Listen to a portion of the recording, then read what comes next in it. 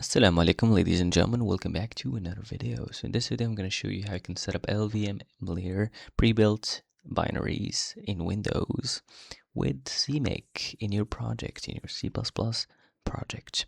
Of course it's going to be MLIR 22, which is pretty much the latest of the latest I can find right now. So let's get going. All right, so I pretty much just have asked in this LLVM server that I just found, and someone called twice apparently. In fact, he's working on LLVM stuff. He's at least committing to it and stuff. I'm not sure exactly what's going on. But anyways, so he suggested that I use the binaries from this project called UDSL, of course, from the LLVM project. So, in fact, by the way, when I tried to actually find how to do this, I couldn't find any answer, not even in ChatGPT or search engines, nothing. Because I'm not familiar with, compiler ecosystem stuff because I'm new to this domain. But either way, so we go here, right? And we go to the releases, right? So releases, and we go to the tags.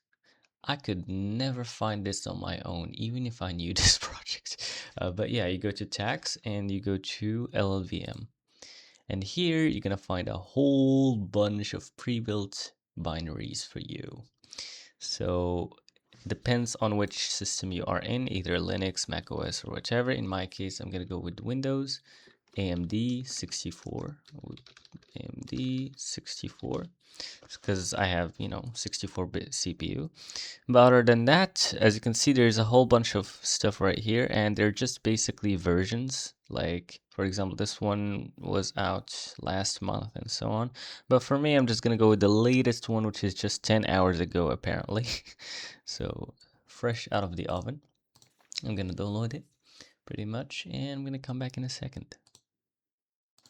Okay, it's done. So let's try to extract that. So let's go to Control G downloads. Let's open my downloads. I'm going to extract this to, fine. Let's just extract it here. Why not? You could extract it wherever you want. So it's going to take a little bit of time, as you can see. So after the extraction is done, you're going to get a folder like this. Inside of it, there's LLVM install. What I'm going to do, I'm just going to copy the name out of this folder, or you could call it whatever you want. It doesn't really matter. But for me, this is just my preference. I'm going to call it that. And inside of that folder, LLVM install, you're going to find all the includes, the binaries, the libraries, and so on. And in fact, it's going to trigger a Windows scan, but that's fine. All right, so what we're gonna do right now, I'm just gonna say Control X to cut this, and I'm gonna put it in my C. You can put it whatever you want, but in my case, just to make it easy for me, I'm gonna put it in my C drive directly. And then you're just gonna copy it's like Control Shift C or right click and then copy as path to copy the path of that folder. And now we're gonna come to your C++ project, whether in Visual Studio or doesn't matter, as long as it's using CMake. Or in fact, even in Visual Studio, you could like set it up yourself and so on.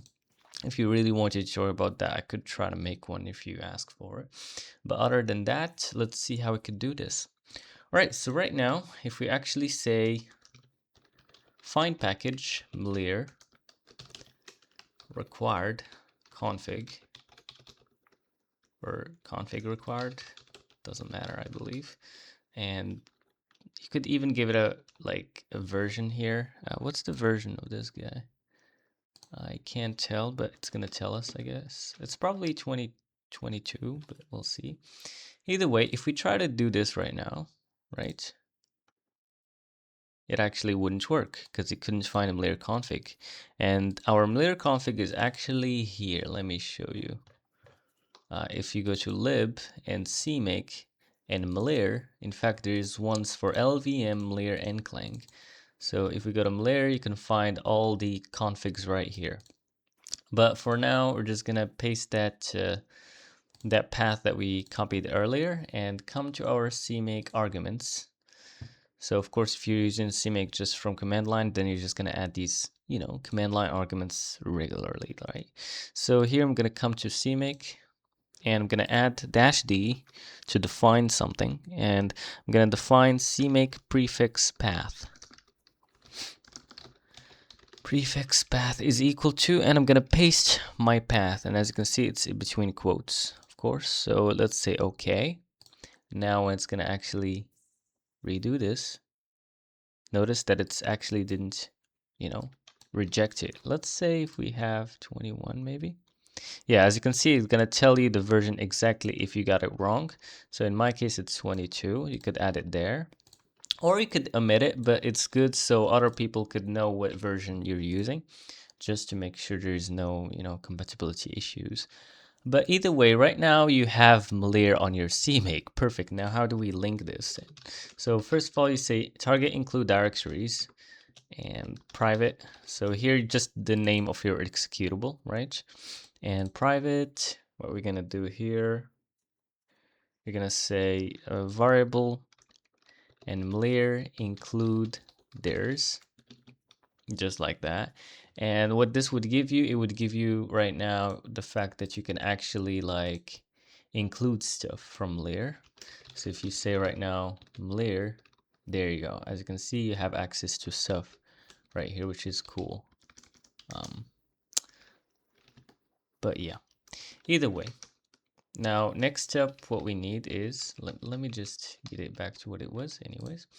Next step, what you're going to need to link the libraries. Otherwise, you're going to get some linker errors. So how are we going to do that? So target link libraries, code attack MLIR, private. Okay, and what we're going to say, we're going to link to MLIR IR and MLIR support.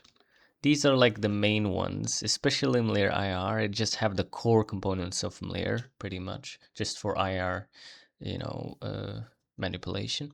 Next up, you might want to add some dialects and so on. In my case, let's say func dialect, I believe, and the MLIR arith for arithmetic dialect. And basically add all the libraries you're gonna need here. In our case, this should be enough for now, I guess. But like a minimal, MLIR program usually only contains these two or just this.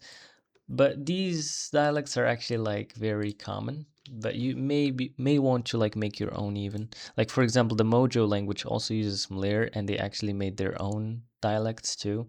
But either way, I'm gonna make more tutorials about this MLIR stuff later on. But for today's video, it's just about the setup. Anyways, let's try to run this now. Build this, and hello world. For some reason it didn't error, but probably when you actually want to use this, it will error. And the next error I actually stumbled upon, let me show you, is something about DIA SDK, and I found like a solution in Stack Overflow. Now if we go here, you're gonna notice the actual solution. So the thing is, in LLVM exports, .CMake config file, the actual like Visual Studio DIA SDK for debugging is like hard coded for the Visual Studio 2000. Actually, in my case, it was Visual Studio Enterprise, which sucks. Of course, I have only community, like Visual Studio community.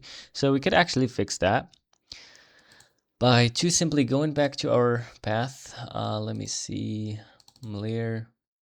Let's go to lib and CMake MLIR, and we're gonna look for the exports. Where is the exports? No, I believe it's in LVM, right? So let's see the exports here. Let's find it. There you go. There you go. I believe this is the one. So there's two actually. There's one here. There's one here. Let's see both. So here we go. We have it done. Now let's try to find enterprise in my case.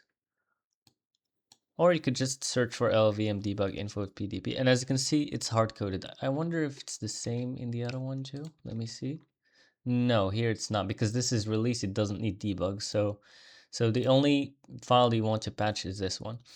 Now we're going to basically change this path to our own path. So let's see. So I'm going to go to my disk C, in my case, program files. and Microsoft Visual Studio, community, and DIA SDK. And you're just going to copy this path right here. And you're going to come here and you're going to paste it in here, you know. And of course, you're going to keep the rest of the path. I just replaced the DIA SDK path only. And you're going to convert these backslashes into forward slashes. And you should be good to go. Now you won't have any link errors or anything weird after you actually do this, after you use MLIR. And yeah, that was it guys for this video. See you in the next video where I'm gonna actually write some MLIR code. So yeah, thank you all guys for watching and see you later. Bye everyone.